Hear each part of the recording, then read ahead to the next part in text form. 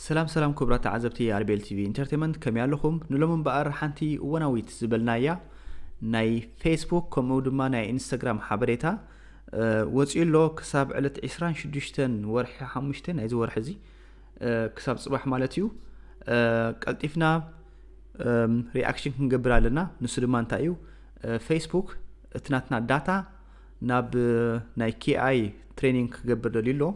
بخوم ملكع دما نفس وكف سب ابز حج وان قلطيفو رياكشن كغبر عليو እቲ ሕግ ወጽ ዘሎ ድማ በጣም አካታዩ በፍላይ ናይ ጀርመን ክሳብ ላዕለዋይ ቤት ፍርዲ ክሳብ ኮልን በጽሑ ማለት እዩ ንሳቶም ድማ ናባና ገዲፎሞ ማለት እዩ ሞዳታ እቲ ፌስቡክ ወይ ድማ እቲ ኢንስታግራም ነፍስ ወከፍ ተጠቃሚ ባዕሉ ኢዱ ክስሕብ ከም ዘለዎ ማለት እዩ ከም ተገይሩ ስለዚ እቲ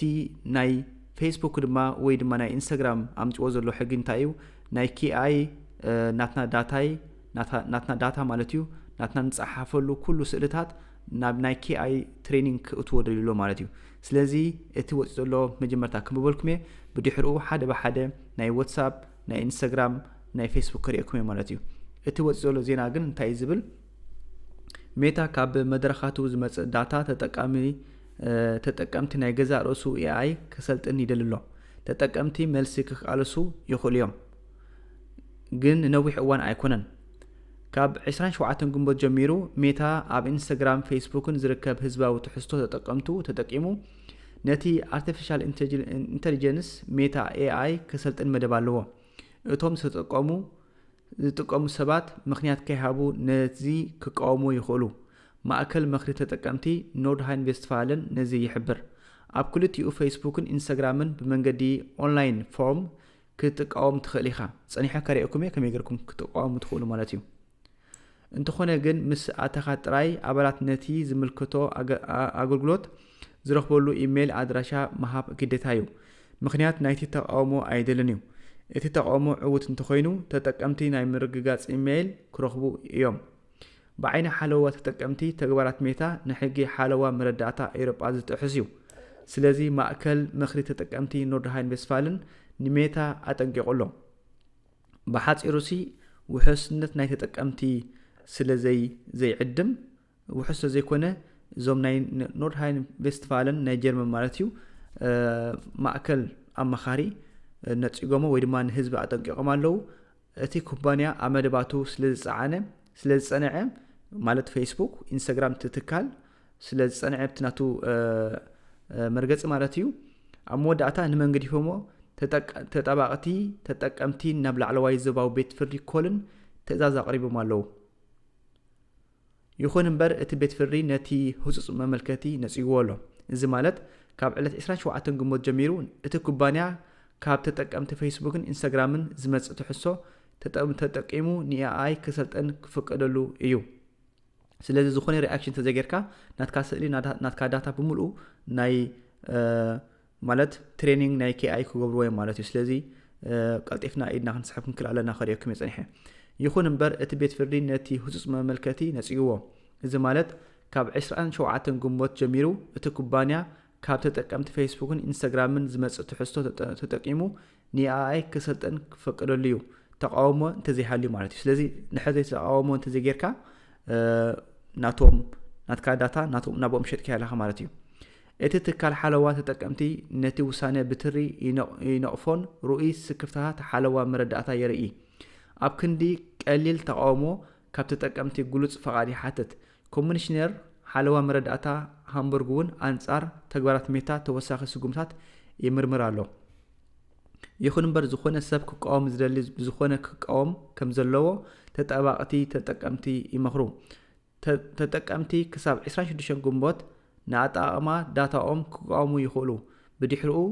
ድሮ ናይ ገዛእ ርእስኻ ዳታ ኣካል ናይቲ ኤአይ ክኸውን ይኽእል እዩ ሽዑ ብ27 ግንቦት ወይ ድሕሪኡ ዝመጽእ ተቃውሞ ምናልባት ካብቲ ተቃውሞ ዝተገብረሉ እዋን ጀሚሩ ኣብ ዝተሓትመ ትሕዝቶ ጥራዩ ዝምልከት ማእከል ምኽሪ ተጠቀምቲ ኣብ መርበብ ሓበሬታኡ መምርሒታት ይህብ ውልቃዊ ዋትስአፕ ቻት ኣይጽሎን እዩ ስለዚ ብዛዕባ ዋትስአፕ ዝምልከት ኣይጽሎን ዝብል ግን ኣይጽሎን ይብልዎ ማለት እዩ ኣብ ዋትስአፕ ዝግበር ውልቃዊ ዕላል ኣይጽሎን እዩ ይኹን እምበር ተጠቀምቲ ኣብ WhatsApp ምስ ሜታ AI ምስ ተራኸቡ ወይ ድማ ነቲ ተሓጋዚ AI ኣብ ጉጅለ ዕላል ምስ ኣእተዎም እዚ ርክብ ንልምምድ AI ክውዕል ይኽእል ነይሩ። ከምኡ እንተዘይደሊኻ ኣብ WhatsApp ሜታ AI ክትጥቀም ይብልካን። AI ኣብ ግሩፕ ቻት ሜታ AI ኢንፑት ፊልድ ሰማያዊ ዓንኬል ወይ ሜታ AI ዘለዎ AI ኣሲስታንስ ክትጥቀም ይብልካን። ንWhatsApp ዝኸውን ናይ ተቃውሞ ቅጥዒ የለን። ሜታ AIን ሰማያዊ ዓንኬልን ኣብ ኣገልግሎታት ሜታ ክትጥቀም ክጠፍእ ወይ ክሕባእ ኣይክእልን። AI ክትጥቀም እንተደሊኻ ሽለል ክትብሎ ጥራይ ኢኻ ትኽእል። ዝኾነ ድሮ ምስቲ AI ዝገብረካዮ ዕላል ካብ ዓውዲ ራእይኻ ንምስጓግ ክትወስዶም ትኽእል ውሕዳት ቀለልቲ ስጉምታት ጥራይ ኣለዉ። ስለዚ ከመይ ጌርና ነቲ ናይ ሕጂ ፕራክቲስ ናይ KI ትሬኒንግ ክነጥፍኦ ከም ንኽእል ሕጂ ብናተይ ኣትየ ክሪኦኩም እየ ክቡራት ተዓዘብቲ። መጀመርታ ኣብዚ ስክሪን ክገብር እየ ብድሕሩ ቀፂለ ናብ ፌስቡክ ክኸይድ እየ ከምዚ ትሪእዎ ዘለኹም ማለት እዩ።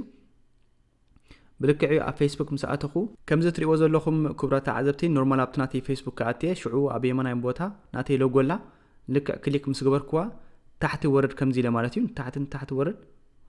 ወይ ከዓ እንታይ ክገብር ክእል ኣብዚ ሴቲንግ ኣቱ ማለት እዩ። ናትሪእዎ ዘለኹም ኣብ ላዕሊ ሴቲንግ ኣቱ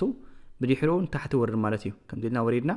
ልክዕ ብእንግሊሽ እንተሎ ኮይኑ ናትኩም ሴቲንግ ከም ዝመስል ዳርጋ ሓደ እዩ። ብድሕሩ ኣብዚኣ ዳትን ሹት ሬስት ሊንያ ዝብል ዘሎ ወይ ድማ ናይ ዳታ ሴቭ ዝብል ኣሎ ብእንግሊሽ ሽዑ ኣብዚኣ ክሊክ ንገብር። ኣብ ታሕቲ ዘላ እዛ ከልአይቲ ዘላ ትሪእዋ ኣለኹም ኣብዚኣ ክሊክ ንገብር። ብድሕሪኡ ልክዕ ከምዚ ዝመፀና ዘሎ ዳትን ሹት ሬስት ሊንያ ዝብል ኣሎ ድሓር ኣብዚኣ ትሪእዋ ዘለኹም ቪደር ስፕሬሽን ትብላላ ማለት እዩ። እዚ ማለት ከዓ ኢድካ ሰሓብ ማለት እዩ። ኣብዚኣ ክሊክ ትገብርዎ ማለት እዩ። ኣብዚኣ ክሊክ ምስ ገበርኩማ ከምዚ ትሪእዋ ዘለኹም ታሕቲ ትወርዱ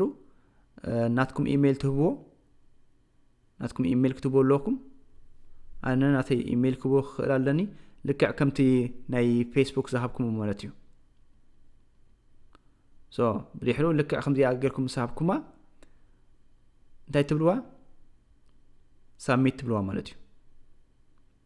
ዝኾነ መፅሓፍ ኣየድልየኩም ናብዚ ከምቲ ኣቐዲመ ዝሓበርኩም ዝኾነ ሓበሬታ ኣየድልየኩምን እዩ። ስለዚ ነዚኣ ሳብሚት ክንብላ ኢና። ግዜ ትወስድ እያ ብድሕሪኡ ከምዚ ኸደ ሓበሬታ ክመፃኒ ማለት እዩ። ከም ዘይድግፎ ሓበሬታ ሂብኒ